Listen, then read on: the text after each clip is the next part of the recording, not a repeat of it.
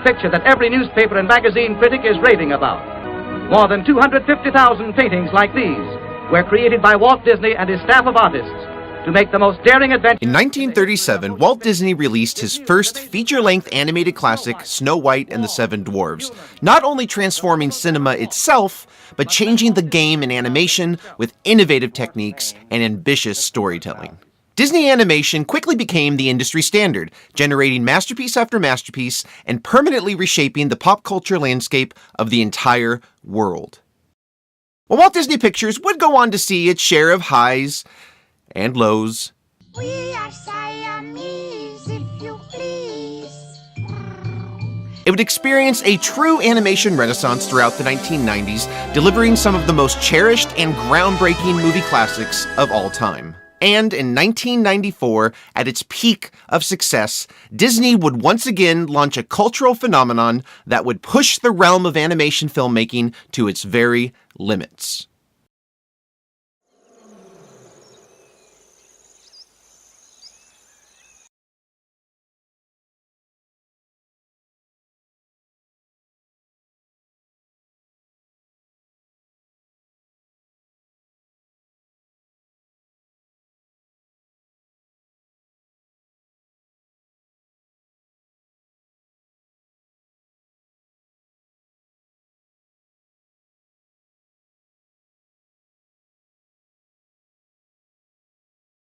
The Lion King is arguably one of the most recognizable films in movie history, from its story to its characters and, of course, its music.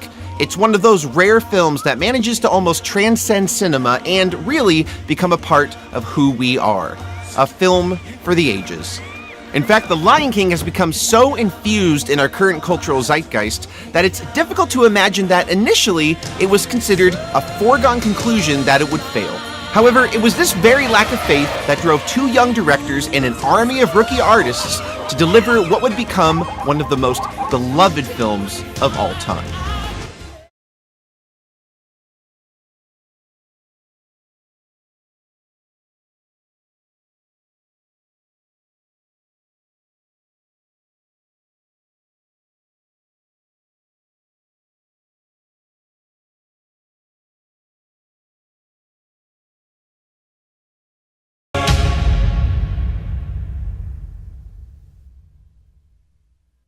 Oh, I shall practice my curtsy. The idea for what would become The Lion King was sparked in 1988 as Walt Disney producers Jeffrey Katzenberg, Roy Disney, and Peter Schneider were traveling by plane during a European promotional tour for Disney's latest animated feature, Oliver and Company. During their conversation, Katzenberg had an epiphany to set one of their next animated features in Africa. Later that year, Katzenberg hired the brave little toaster author Thomas Disch to complete a 9-page outline for the film titled King of Kalahari. Wanting to sprinkle in some of that Disney magic, he next recruited Beauty and the Beast scribe Linda Wolverton and a team of writers to further shape and grow his initial vision, the overall development being led by Oliver and Company director George Scribner. In October 1991, Roger Allers, the director of story on Beauty and the Beast, was hired as co-director to assist Scribner and the writers in molding the story, Disney hoping to inject Allers' flair for animated comedy. In order to capture an authentic and immersive experience for the viewer, Disney sent Scribner and Allers to Hell's Gate National Park in Kenya with a small creative team to complete detailed research on African wildlife. There, they captured the look and feel of Africa through numerous sketches and photographs, also meeting with local tribes and exploring Kenyan culture. It was here that Allers first learned the Swahili phrase Hakuna Matata, which technically means no problems.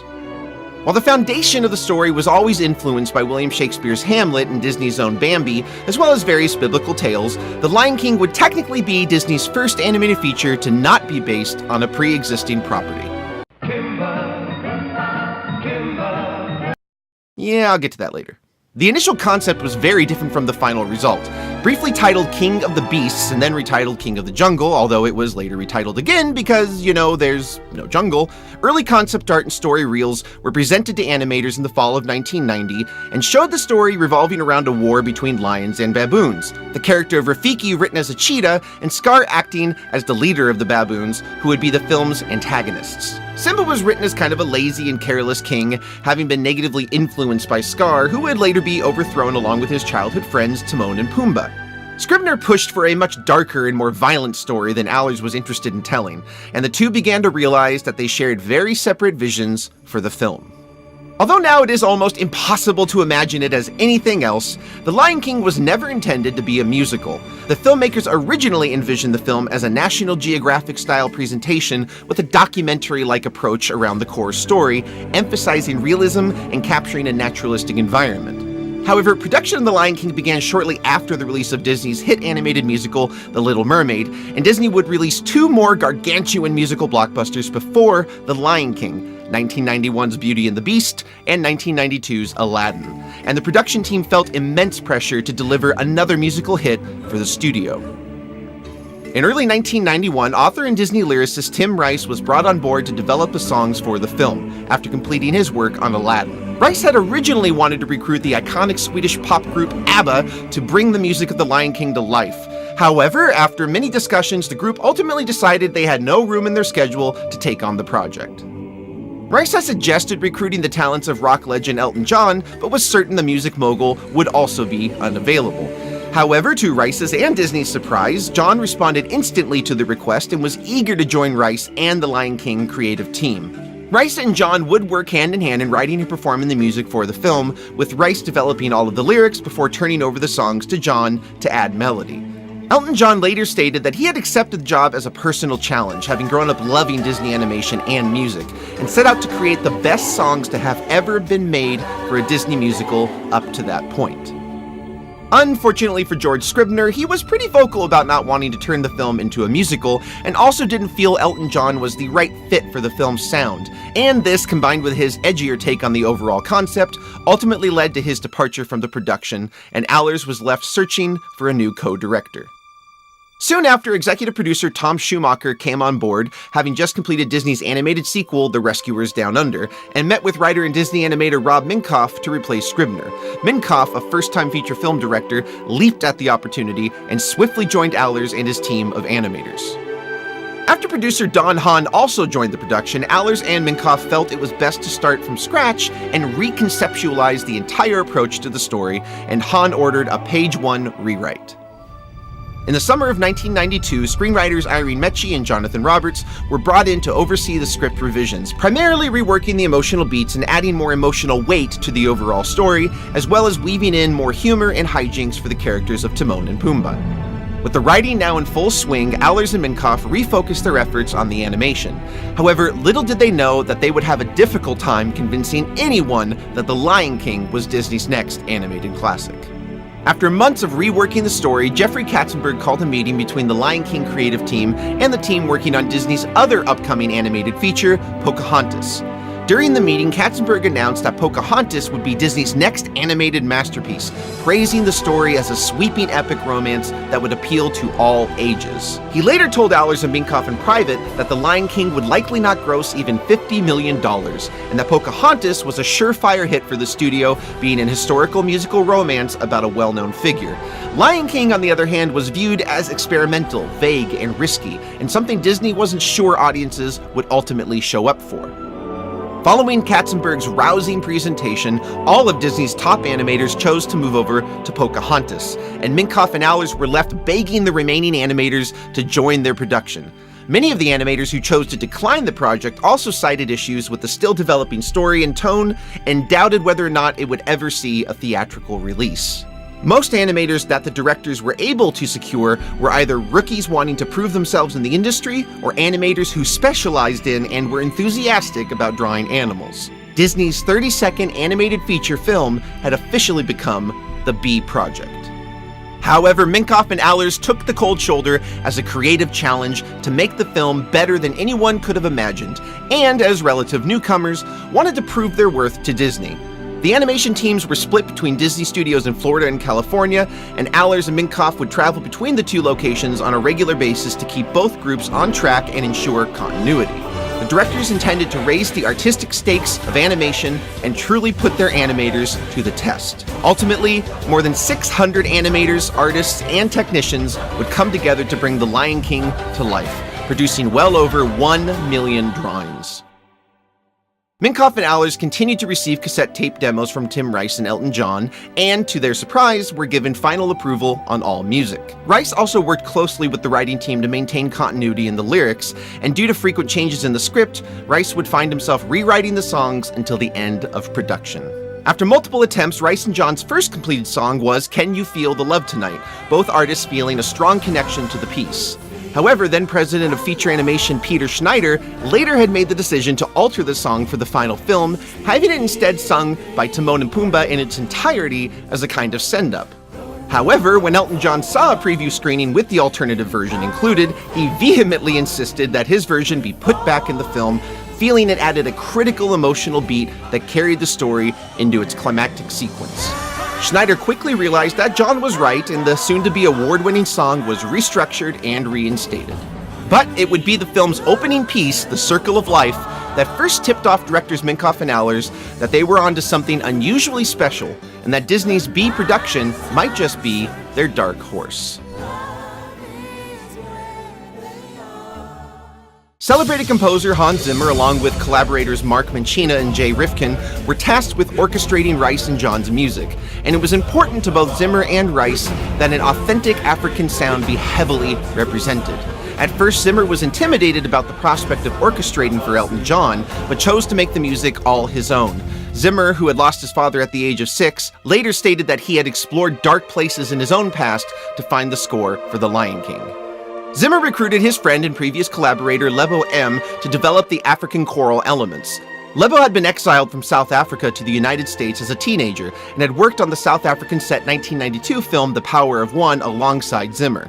Lebo brought in members of the Zulu tribe to provide background choral elements. However, traditional Zulu music lacked any significant instruments, so Zimmer introduced instruments from different parts of Africa and the Middle East, including adding drums from Burundi and Syria to give the music a more universal sound. South Africa was in a state of turmoil at the time the music was being composed, and Lebo introduced thinly veiled political statements into the African choral lyrics and ended up writing a kind of parallel story to the film through his compositions. According to Hans Zimmer, when Disney's legal department requested a translation of the lyrics, Lebo submitted altered versions in order to avoid rewrites. Disney would later release the music developed by Lebo and his African choir on the CD album Rhythm of the Pride Lands. The first piece Zimmer developed was The Circle of Life, and felt it was critical that the audience felt as if they were being transported to another world. Initially, the film was set to open with a dialogue scene introducing the birth of Simba and the Circle of Life concept, but it was Zimmer's final composition of the music and his inspiration behind it that drove the directors to scrap the opening dialogue entirely and create the film's now iconic music-only opening sequence. Zimmer later recounted that Lebo disappeared to Africa just before his work on the film was set to begin, and Zimmer, having just finished writing the music for The Circle of Life, found himself without his African muse. However, Lebo eventually showed up abruptly at Zimmer's studio one morning, and Zimmer, not wanting to waste any more time, rushed Lebo into the recording booth to perform the opening note to the song. According to Zimmer, the first note heard in the final film was Lebo's one and only take. Buena Vista Pictures, then the name of Disney's distribution company, were so impressed by the opening segment of the film that they decided to release the entire sequence in December 1993 as the film's official teaser trailer, despite only 1/3 of the film having been completed. With less than 6 months to the film's release, Allers and Minkoff raced to meet their deadline. However, shortly after, chaos broke out in the San Fernando Valley. In the early morning hours of January 17, 1994, a magnitude 6.7 earthquake struck Los Angeles, killing 57 people and injuring more than 8,000 others.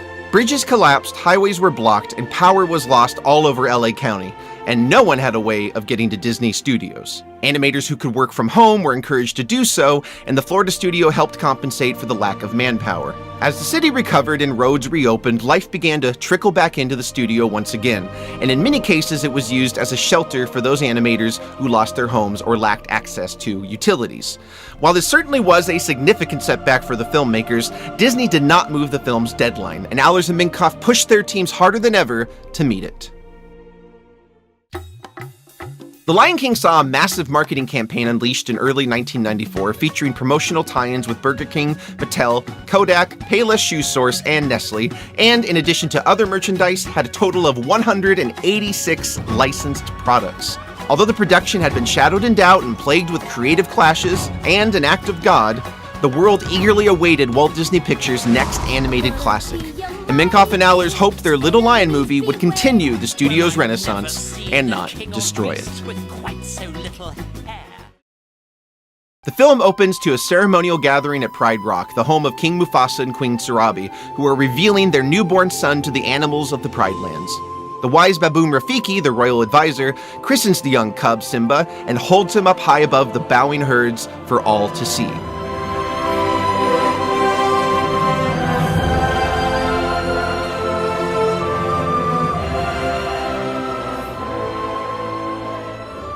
Afterwards, Mufasa's majordomo Zazu tracks down the king's conniving brother Scar, who was intentionally absent from the ceremony, and Mufasa quickly intervenes. Scar resents the birth of Simba, who has replaced him as the next heir, and vaguely threatens Mufasa and his family. As Simba grows older, Mufasa takes him to the top of Pride Rock and then into the Pride Lands to explain the circle of life and his destiny as Mufasa's successor, along with his future royal responsibilities. However, Mufasa warns Simba to never wander too closely to the Shadowlands on the northern border.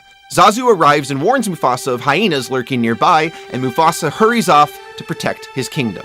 Meanwhile, Simba pays a visit to his uncle Scar, who manipulates Simba into visiting the dangerous Shadowlands, the home of a massive elephant graveyard. Simba and his best friend Nala sneak into the Forbidden Boneyard, and Zazu quickly catches them in the act. However, the trio soon comes face to face with 3 hungry hyenas, minions of Scar, and are pursued through the graveyard before being rescued by Mufasa, who scolds Simba for his deliberate disobedience. Later that night, Mufasa accepts Simba's apology and teaches him that the kings of the past watch over them from the stars and that they would one day join them. Meanwhile, Scar and the hyenas hatch a diabolical plan to kill Mufasa and Simba, making Scar king of the Pride Lands once and for all.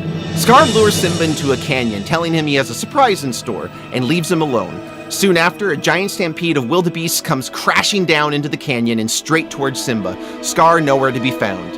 Zazu warns Mufasa, who quickly arrives to save his son as he clings to a fragile tree branch. Mufasa maneuvers through the stampede and rescues Simba before being carried away by the wildebeests. However, he manages to escape the chaos and leap onto a nearby cliffside where Scar looms. Scar grabs Mufasa with his claws and whispers, Long live the king, and then throws him to his death. Simba finds his father's body, and Scar convinces the young cub that he is responsible, telling him to run away and never return.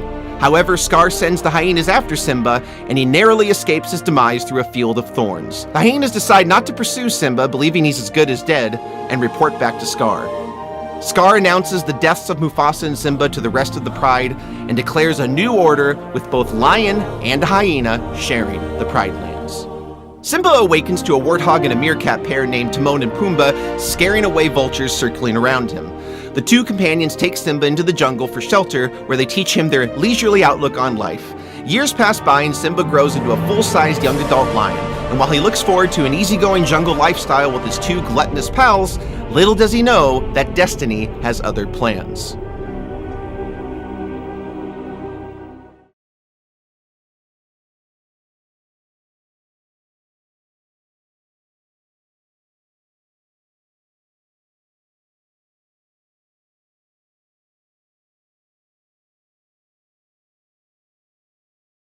Hakuna Matata was not the original philosophical song written for Timon and Pumbaa. Tim Rice and Elton John initially wrote a song titled Warthog's Rhapsody for Timon to perform about Pumbaa, and even though this song contained a similar message of having no worries, the directors felt they needed a song that explained both characters' motivations and shared philosophy, and Allers recalled the phrase from his time in Africa. Behind the closed doors of the famed Walt Disney Studio in Hollywood. During the past 3 years, the studio staff has grown from less than 300 to more than 700 artists and musicians. They worked in shifts, night and day, to complete this unique experiment in entertainment. Remember as a kid how you made your own movies by drawing little figures on the pages of a pad and flipping the pages to make the figures move? That's the basic principle behind animated pictures today. But that's not all there is to it. First, as Allers and Minkoff had set out to accomplish, The Lion King took traditional Disney animation to new heights. Although the directors wanted to steer away from the original documentary-like approach for the storytelling, they wanted the lions and other creatures to be as alive and lifelike as possible. As Disney had done for many of their previous films involving animal characters, the studio brought in live adult lions and cubs for the animators to study and take inspiration from, guided by celebrated wildlife expert Jim Fowler, who also brought in a variety of other African animals for their reference. The animators were also invited to visit the Miami Metro Zoo, and additionally, animator Ruben Aquino completed a detailed study of animal movements in Africa, and his work would go on to be used as the primary template for the other artists. Like Aladdin and Beauty of the Beast, Disney utilized state-of-the-art computer technology to blend 2D animation with 3D elements and developed new computer simulation technology for the Wildebeest Stampede sequence. A team of 5 specially trained animators and computer technicians were tasked with developing the technology and spent nearly 2 years creating the 2.5-minute sequence, which called for hundreds of wildebeests to charge down the side of a canyon.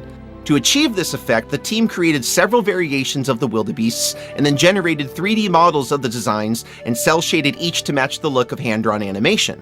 Then, a simulation was programmed to control the movements of each wildebeest, and the 3D models were then multiplied by the hundreds and put into the simulation to complete the final effect.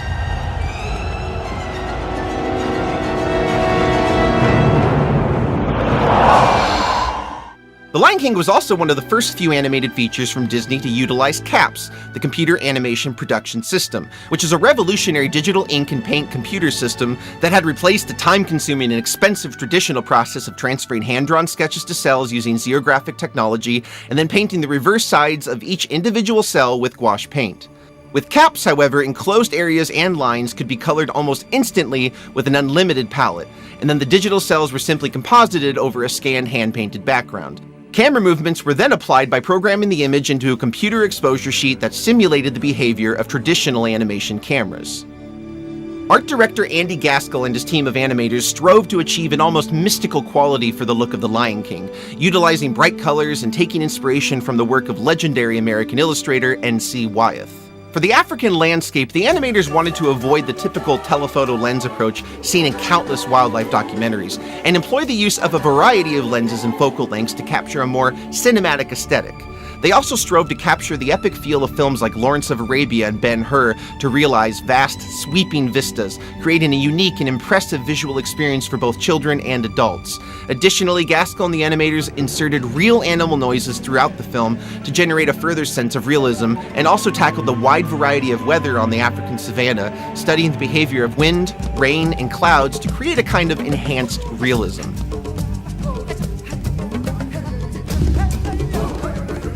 After years of unrestrained feasting, the Pride Lands have turned desolate. The very name of Mufasa is outlawed across the land. While Scar and the hyenas have enjoyed their many indulgences, food and water has now become scarce, and the other animals begin to grow desperate. However, Rafiki receives a joyous mystical message that Simba, the one true heir, has survived and is fully grown, and declares that now is the time for him to come forward and claim his birthright.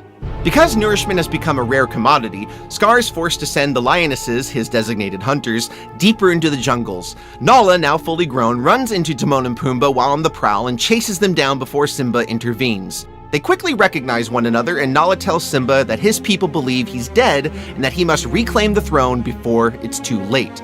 However, Simba is reluctant to follow in Mufasa's footsteps, still believing he was responsible for his death, and doesn't believe that anyone would accept him as king.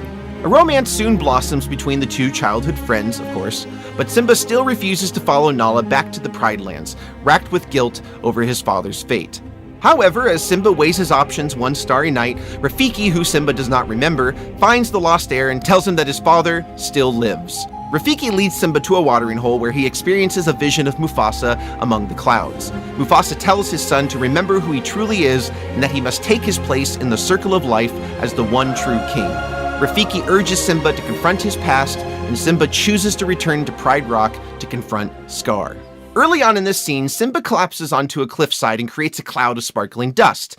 Legend tells that a 4-year-old boy, either from New York or Louisiana, pointed out to his mother that he saw the word sex spelled out in the dust. This sparked the concerned parent to notify a national religious organization who actively campaigned against the film. It was assumed that one of the animators purposefully snuck the word in as a practical joke. However, Disney has denied this and later admitted that some of their animators simply inserted the abbreviation for special effects, SFX, as a harmless inside joke. This can be verified on earlier home media releases of the film, such as the original VHS, but has since been removed from subsequent releases.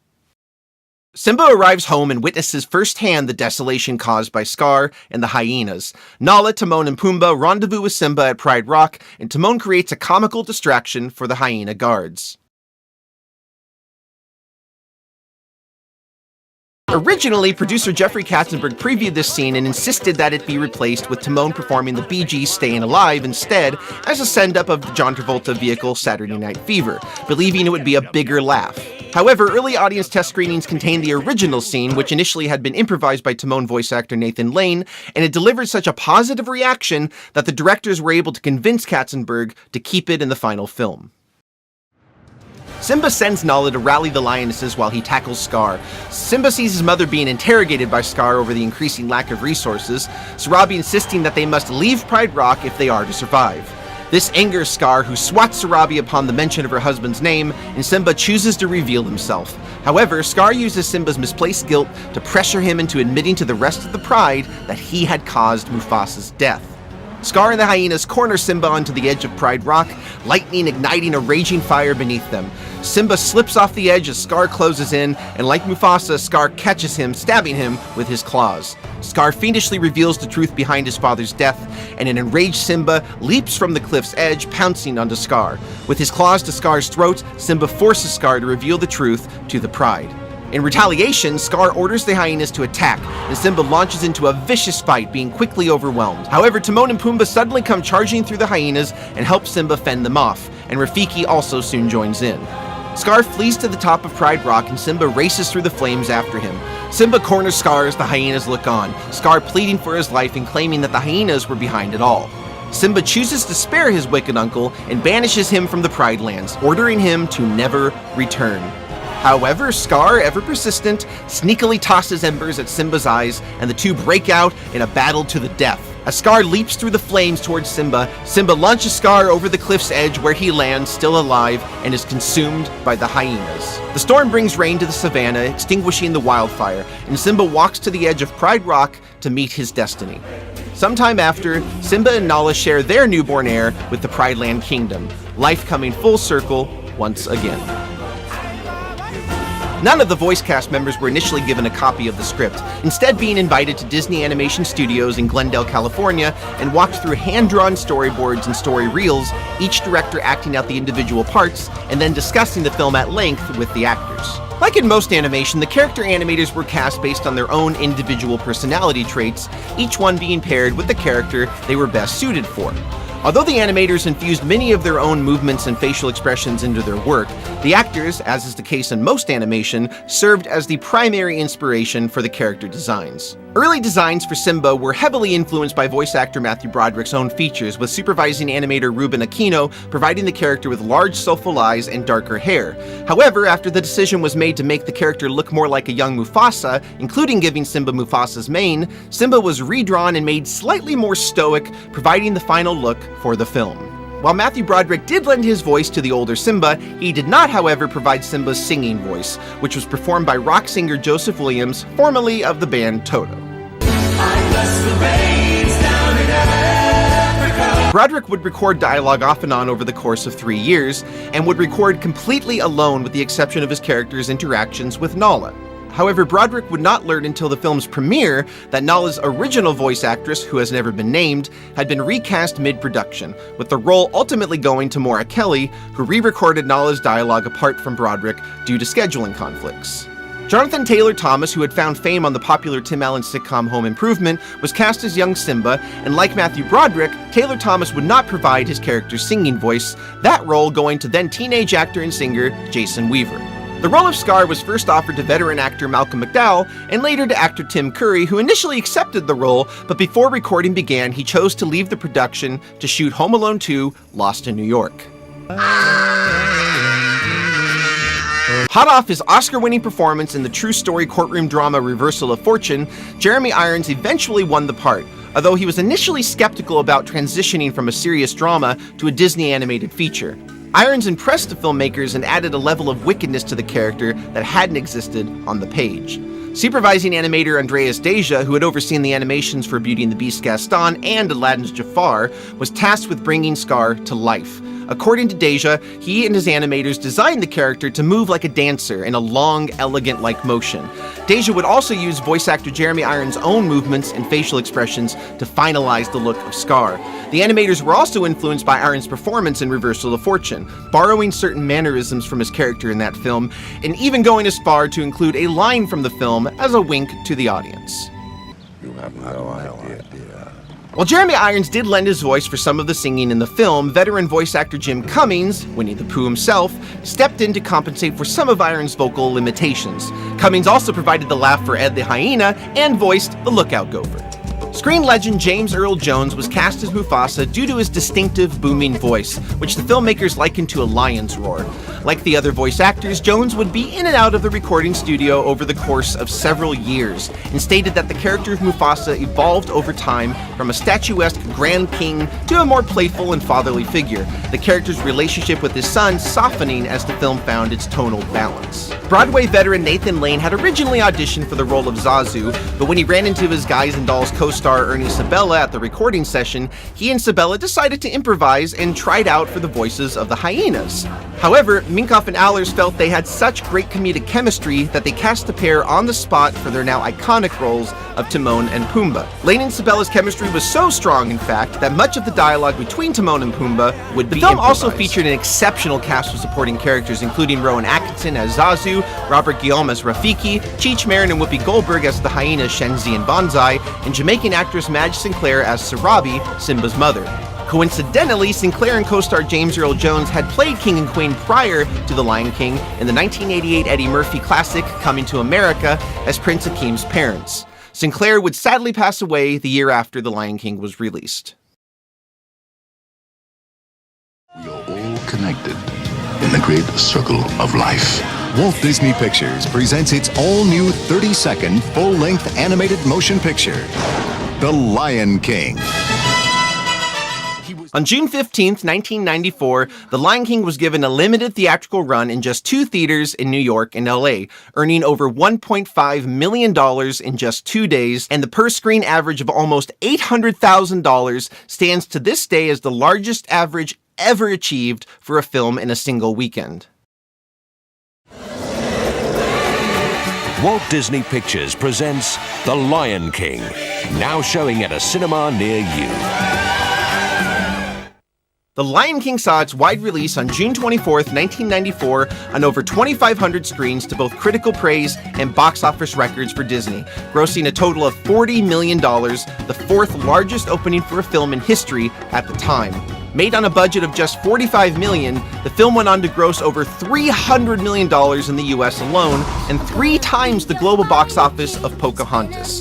It has since climbed to near $1 billion in revenue upon subsequent releases, making it the 35th highest grossing film of all time. Disney would also go on to earn an additional $1 billion from licensed merchandise, with over $200 million of those profits coming from the 1994 Christmas season alone. The film would go on to be nominated for 4 Academy Awards in 1995, winning 2, Best Original Score for Hans Zimmer and Best Original Song Can You Feel the Love Tonight for Elton John and Tim Rice. Can You Feel the Love Tonight also saw a Grammy win for John for Best Male Vocal Performance.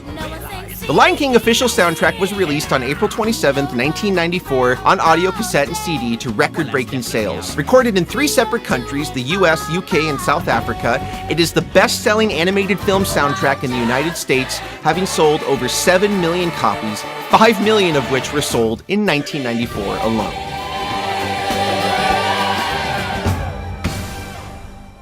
The Lion King has seen multiple releases on home media in the last 25 years, beginning with releases on both VHS and Laserdisc in March 1995, nearly a year after the film's theatrical premiere.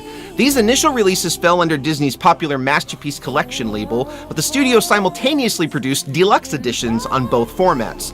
The VHS Deluxe Edition included an exclusive lithograph of Rafiki and Simba in most copies, a commemorative Circle of Life epigraph, 6 concept art lithographs, a special making of on a second cassette, and a certificate of authenticity. The Laserdisc release also included storyboards, concept art, early character designs, and director's commentary, all on 4 double-sided discs. The VHS release went on to become the highest-selling videotape in history, with over 4 million copies sold on the first day alone, generating an additional $530 million in revenue.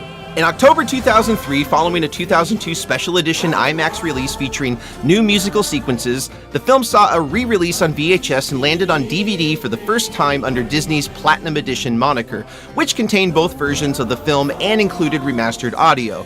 In 2011, Disney released a Diamond edition of the film on high-definition Blu-ray for the first time, available in 3 different packages: a 2-disc version with the Blu-ray and DVD, a 4-disc release adding a 3D disc and a digital copy, and an 8-disc box set that included the film's straight-to-video sequels The Lion King 2, Simba's Pride, and The Lion King 1.5, which recounted the adventures of Timon and Pumbaa. Disney would go on to release the film 2 more times on Blu-ray and DVD, again in August 2017 as part of their Signature Collection, and for the first time in Ultra HD 4K on December 4th, 2018, making it the first traditionally animated Disney classic to have a 4K release. The Lion King also saw the release of a popular side-scrolling platform game in December 1994, produced by Westwood Studios and distributed by Virgin Interactive. The game was released on multiple platforms, including the Sega Genesis and Master System, Game Boy, the Amiga, Game Gear, and Nintendo's Super NES, becoming the last licensed game for that system. The sprites and backgrounds for the game were drawn by Disney animators at Walt Disney Feature Animation, and the music was adapted from the original motion picture soundtrack.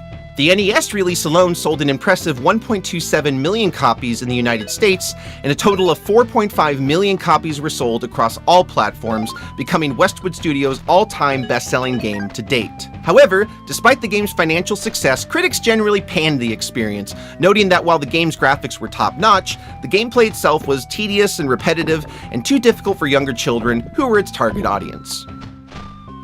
1995 saw the release of another video game adaptation with Timon and Pumbaa's Jungle Games for Microsoft Windows, and was intended primarily for very young children. The Lion King had yet another video game release in December 2000 with The Lion King Simba's Mighty Adventure, based on both the original film as well as its home video sequel, and released on both the PlayStation and Game Boy Color. Critics generally gave the game favorable reviews, however criticized its short length and level designs. In 1997, the film saw the premiere of a smash-hit Broadway musical adaptation from director Julie Taymor, featuring songs and music from the film combined with new original music developed by Taymor and Disney. While Disney was initially skeptical that Taymor and her team could pull off a successful adaptation, the musical went on to become the most successful show in Broadway history, winning a total of 6 Tony Awards, including Best Musical. As of this date, the show has grossed over $8.1 billion since its premiere, making it the highest-grossing single entertainment property ever, including across all film, music, and television. The film also led to the addition of 2 popular attractions at Walt Disney Parks and Resorts, The Legend of the Lion King from 1994 to 2002, and Festival of the Lion King, a gymnastic-style musical review of the film, which still runs to this day. In 1998, the studio opened Disney's Animal Kingdom at their World Resort in Bay Lake, Florida, featuring their now iconic 14-story Tree of Life sculpture inspired by the Lion King.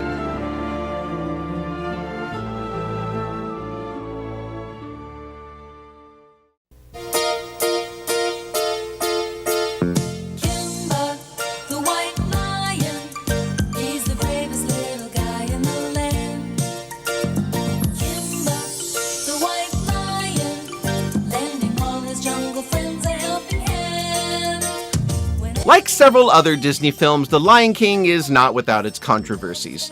Kimba the White Lion, known as Jungle Emperor outside the United States, was a popular 1960s Japanese animated television series based on the manga King of the Jungle by Osamu Tezuka, most famously the creator of Astro Boy. The story chronicled the adventures of a white lion cub named Kimba, who, after the tragic death of his parents, is raised by humans and returns to his ancestral home to lead his people in his father's footsteps. The anime features several striking alleged resemblances to The Lion King, including Kimba's father being the leader of the animal kingdom and then dying, the protagonist hanging from a cliff at the hands of the antagonist, a one-eyed black-haired lion named Claw, a sage baboon named Donald, hyena sidekicks, Kimba seeing his father's ghost appear in the sky to guide him, and the overall theme of the circle of life. Also, you know, his name is Kimba. In fact, the similarities were so strong that actor Matthew Broderick stated that he initially assumed Disney was adapting the beloved anime directly, which he had adored as a child. However, detractors point out that both Kimba the White Lion and The Lion King are both loosely based on Disney's Bambi, and that telling a story of that fashion and setting it in Africa would naturally result in parallel characters and events, especially considering that Kimba is a multi-season television series and therefore provides more opportunity to cherry-pick similarities to the film. Also, the name Simba, while sounding like a blatant ripoff of the name Kimba, is actually the Swahili word for lion. Of course, in Japan, Kimba's name is Leo, and that just means lion, so I don't know where that gets us. As a result of the controversy, The Lion King's 1994 release was met with huge protests in Japan, and multiple Japanese cartoonists signed a petition demanding that Disney give due credit to Osamu Tezuka. While Disney animators initially claimed to have no knowledge of Kimba, some later admitted that they had been fans of the series as children, but insisted that it was never used or even discussed as being a direct influence on the film. However you may interpret the controversy, no legal action was ever taken by Tezuka Productions against Walt Disney, and the suspicions surrounding the film's integrity have forever been left to the court of public opinion. For more information on the Lion King controversy, check out Alli Kat's in-depth video, The Original Story, The Kimba vs. Simba Controversy, in the link below. It is undeniable that The Lion King was a monumental achievement for Walt Disney and cinema itself, and moved the boundary lines of traditional animation in a bold new direction. Despite this, however, with the release of Pixar's first 3D animated feature, Toy Story, in 1995, these innovations would quickly be overshadowed, and traditional hand-drawn animation would rapidly fade from the limelight. The Lion King is arguably the last truly great entry in the Disney Classics catalog. The film is just as entertaining and moving as it was a quarter of a century ago, offering unique and memorable characters and performances, and features not only one of the best soundtracks for an animated film ever, but perhaps one of the finest in cinema history in general. Of course, the film isn't without its flaws. The second and third acts are a little rushed after a powerful first act, although the dramatic climax lands with a strong emotional punch. Also, like most Disney animated films, our villain's motivations are thinly drawn, although Iron's performance as Scar certainly elevates the character and ultimately overshadows some of these shortcomings. For many kids growing up in the mid-1990s, it was also likely one of their first encounters with grief and confronting the loss of a loved one, unless your parents showed you this shit.